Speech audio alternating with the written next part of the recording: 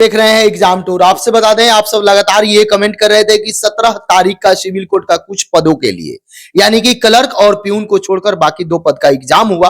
Result कब तक आएगा, कट ऑफ क्या रह सकता है और बाकी पदों का एग्जाम कब तक होगा, यानी कि कुछ भी वीडियो डालिए तो सिविल कोड से रिगार्डिंग अभ्यर्थी लगातार ये कमेंट कर रहे हैं कि 1-1.5 साल हो गया, अभी तक कोई उस तरह का अता पता नहीं है। 1-2 का एग्जाम हो चुका है, क्लर्क और प्यून का एग्जाम कब होगा, एग्जाम होगा या नहीं होगा, हम क्या करें, इन संपूर्ण रणनीति लेंगे। मेरे साथ रामांशु सर हैं, तो आप देखिए इस वीडियो को और अपना अपना विचार जरूर कमेंट बॉक्स में कमेंट कीजिएगा। सर आपका स्वागत है एग्जाम। बहुत बहुत धन्यवाद आपको। सर 17 दिसंबर को 2 शिफ्ट का एग्जाम हुआ था। सॉरी 2 बोल रहे हैं कि क्लर्क और प्यून को छोड़कर बाकी का एग्जाम हो चुका है, लेकिन क्लर्क और प्यून का एग्जाम कब होगा, डेट को लेकर भी अभ्यर्थी परेशान है और जो एग्जाम दे दिए हैं वही सोच रहे हैं कि रिजल्ट कब तक आएगा, क्योंकि कोर्ट का जो रिजल्ट होता है 15 से 20 दिन में भी आ जाता है। क्या उम्मीद है सर? देखिए, दरअसल क्या है कि पिछले बार जो भी ये सिविल कोर्ट का एग्जाम था जी।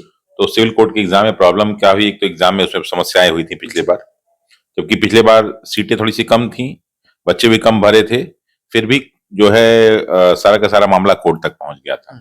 इस बार क्या है कि चूंकि लड़के सब रेगुलर एग्जाम दे रहे थे, पूरे फ्लो में थे और इसी बीच वैकेंसी आ गई लगभग 7,500-8 हजार करीब, तो बहुत सारे लड़कों ने फॉर्म भरा और बहुत सारे लड़कों ने मेहनत भी किया। तो इसमें 2 जो ऐसे पोस्ट थे जिनका भी एग्जाम 17 दिसंबर को हो गया, उसमें स्पेशली आपका स्टेनोग्राफर वाला था और साथ ही साथ जो है आपका वो कोर्ट रीडर वाला था, ये हो गया। तो इसमें नंबर ऑफ कैंडिडेट्स बहुत ही कम थे, माने समझ लीजिए कि वो 50,000 के आसपास थे। पटना के आसपास ही सेंटर में सारा का सारा काम हो चुका था, तो इसलिए उनको कोई दिक्कत भी नहीं थी। और बाकी जो आपका सिविल कोर्ट का जो मेन एग्जाम है वो क्लर्क का है और दूसरा है प्यून का। उसमें कई समस्या, मैं शुरू से बताया कि कई समस्या आ रही थी, लेकिन ये एक समस्या है कि उसपे कोई लोग ये शॉर्ट आउट नहीं कर पा रहे हैं कि समस्या का समाधान हम कैसे करें, क्योंकि 3 एग्जाम अभी बिहार में एकदम सेम कैटेगरी के लेवल के हैं। एक पुलिस वाला एग्जाम, दूसरा आपका जो है सिविल कोर्ट का एग्जाम और तीसरा जो एग्जाम है वो बिहार एसएससी 10+2 है और तीनों की कैटेगरी लगभग सेम है। नंबर ऑफ कैंडिडेट्स भी लगभग 19-20 है। इसके अलावा जो बच्चे भरे हैं वो भी लगभग सब में कॉमन है। तो आपने देखा कि बिहार पुलिस का पेपर आउट हो गया, तो अब वो पूरा एक्सटेंड हो गया। 10+2 की तो अभी कोई सूचना ही नहीं है। और तीसरा आपका हो गया सिविल कोर्ट का। लेकिन चूंकि सिविल कोर्ट इस साल की वैकेंसी नहीं, पिछले साल की वैकेंसी थी, 2022 की वैकेंसी थी, तो उसका था कि एग्जाम हो जाना चाहिए था, लेकिन जो नंबर ऑफ कैंडिडेट्स और जो उनका मैनेजमेंट था उसके बारे में कोर्ट कुछ कर ही नहीं पाई। हाई कोर्ट का एग्जाम बिल्कुल अलग होता है, इसलिए हाई कोर्ट में असिस्टेंट सेक्शन ऑफिसर वाला था, उसका हिसाब किताब ही अलग था।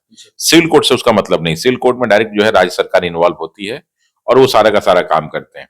लेकिन राज्य सरकार की तरफ से भी हुआ क्या कि बीच में जो टीचर्स वाली वैकेंसी आ गई तो उसपे किसी ने उसको प्राथमिकता देने, तो उसको उन्होंने प्राथमिकता दिया। फिर बीच में दरोगा की वैकेंसी आई, उसको उन्होंने प्राथमिकता दिया। इस प्राथमिकता के चक्कर में जो है सिविल कोर्ट पीछे रह गया और अभी भी जो दिख रहा है, तो 2 एग्जाम हो गए आपके, स्टेनोग्राफर वाला और जो है कोर्ट रीडर वाला। क्या सर उम्मीद है जो विद्यार्थी एग्जाम दिए हैं स्टेनोग्राफर और कोर्ट रीडर का, कितना तक कट ऑफ रह सकता है, कितना एक्सपेक्ट करें, कितना बना के आए हैं तो वो अपने आप को संतुष्ट समझें? देखिए, जैसे मैंने क्या किया था कि जब मैंने लड़कों का एक सर्वे कराया, सर्वे में मांगा, तो बहुत सारे ऐसे लड़के हैं जिन्होंने 75% क्रॉस कर लिया।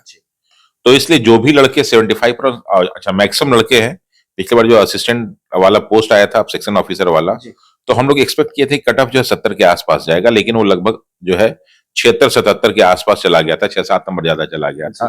तो उससे देख के लग गया कि लड़कों का जो इसमें तैयारी का लेवल है वो काफी अप है। तो इस बार भी जो सिविल कोर्ट की अगर हम बात करें तो दोनों पोस्ट के लिए मेरिट अपने एकदम हाईएस्ट पॉइंट पे पहुंचेगी और जो भी लड़के 75% to 80 के बीच में किए हुए हैं उनके सिलेक्शन के चांसेस सबसे ज्यादा है। माने जितना पोस्ट के हिसाब से वही सिलेक्ट होंगे। बाकी तो अब मेहनत करने के हिसाब से 70 वाले भी मेहनत करें, मेंस की कोई दिक्कत नहीं है, बट जो हमें लग रहा है वो 75 to 80 के बीच में लग रहा है।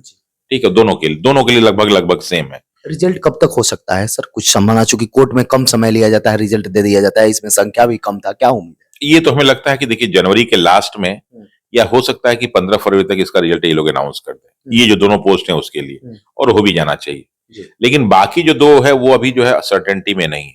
सर ये भी हो सकता है कि कहीं सोचा जाए कि वो भी एग्जाम हो जाए उसके बाद रिजल्ट दे, ये भी हो सकता है? ये तो हो सकता है, लेकिन क्योंकि वैकेंसी सारी जो है एक साथ निकाली गई थी, तो हो सकता है कि रिजल्ट भी एक साथ निकालने का लोग प्रयास करें। लेकिन हमें लगता है कि ये हो सकता है कि उसके पहले ही इसका जो है ये लोग कंफर्म कर दें। तो हमें लगता है कि ये पहले आ जाना चाहिए, क्योंकि उसका भी मेंस कराना है और फिर मेंस कराएंगे उसका तो जितना जल्दी दे सकें। फिर उसमें क्या है कि स्टेनोग्राफर में आपका जो टाइपिंग का भी टेस्ट हो जाता है, फिर स्टेनोग्राफर में आपका जो है शॉर्ट हैंड का भी हो जाता है। तो उसमें चूंकि प्रक्रिया बहुत सारी है, क्लर्क वगैरह में उतना बहुत सारा नहीं है, प्यून में तो बिल्कुल नहीं है, और प्यून वाले तो बहुत सारे बच्चे हैं। लेकिन अभी सरकार उसके बारे में कुछ सोच ही नहीं रही है। और एक दिक्कत क्या है कि अगर वो आज सोच भी लेती है तो मुझे विश्वास है कि जनवरी में, फरवरी में, मार्च में इनको बिल्कुल सेंटर मिलने ही वाला नहीं है, क्योंकि इस बार सारे के सारे बोर्ड एग्जाम भी थोड़े से पहले हो रहे हैं, चुनाव होने वाला है 2024 का। तो इसलिए जो मुझे लग रहा है कि दो बाकी जो पोस्ट है उसके लिए भी फिलहाल जो है 2-3 महीने तक एग्जाम होने की संभावना न्यूनतम है, क्योंकि उतना बड़ा उनको सेंटर मिलेगा ही नहीं, सेंटर ही नहीं मिलेगा। अगर ये चुनावी वर्ष नहीं होता तो निश्चित रूप से उनको सेंटर मिल जाता। बाकी जो है आपका ये जो 2 एग्जाम हुआ है उसके मेरिट को आप मान के चलिए 75 से 80 के बीच में। सर जो अभ्यर्थी ये सोच रहे थे कि पहले ही हो जाता, चूंकि 22 की वैकेंसी है, 23 भी समाप्त हो गया, 24 जनवरी चल रहा है, सर वैसे समय में विद्यार्थी हतोत्साहित हो जाते हैं, लगता है कि अब कोई टारगेट ही नहीं है, हम वहीं सिविल कोर्ट एग्जाम दें, कब होगा क्या होगा, एक ही चीज को कितना बार पढ़ें, उनके मन में ये चलता है। सर उन विद्यार्थी को क्या देखिए, जो सिविल कोर्ट की वैकेंसी निकली तो इसके साथ मैंने कहा ना कि 3-4-5 वैकेंसीज और निकली, तो ऐसा नहीं कि सिविल कोर्ट में कोई स्पेशल बच्चे सिविल कोर्ट वाले ही बने हैं। हाँ, लेकिन थोड़ा सा टाइपिंग मांगता है, जो स्टेनोग्राफर में थोड़ा सा जो है शॉर्ट हैंड मांगता है, तो थोड़ा सा ये स्पेसिफाइड हो जाता है।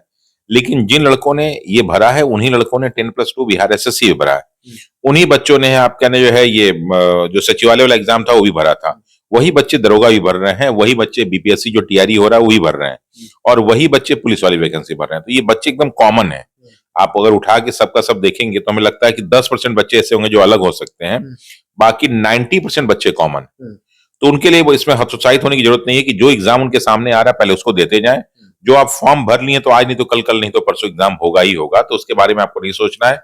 और उसमें कोई कोर्स बहुत स्पेशल नहीं है कि कोई स्पेशल कोर्स आपको पढ़ना है, वही सारी चीजें पढ़नी है। तो जब भी एग्जाम का डेट आएगा तो 1 महीना भी कर लेंगे, चीजें आराम से रिवाइज हो सकती हैं जो पढ़ चुके हैं। मतलब एग्जाम का डेट आए उस समय भी यदि आप सही एग्जाम का अगर डेट आ गया ना तो भी आप, क्योंकि इसमें बच्चे जो तैयारी करने वाले होते हैं साल भर तैयारी करते हैं, ऐसा नहीं है कि जब एग्जाम आएगा तभी पढ़ेंगे, तो उनके पास सफिशिएंट टाइम होता है, वो पढ़ लेंगे और पढ़ ही रहे हैं। साइंस जो है आपका पोर्शन, आर्ट्स का पेपर, उसका जो है मैथ है, रीजनिंग है, ये तो कॉमन है ना। थोड़ा सा इंग्लिश हो जाता है ऊपर नीचे, तो इंग्लिश से बहुत सारे बच्चे उतना तो पढ़ ही लेंगे, उसमें कोई दिक्कत नहीं है। इसलिए बच्चों को हतोत्साहित होने की जरूरत नहीं है। आप जो बाकी सारे एग्जाम की तैयारी करते हैं करते रहिए।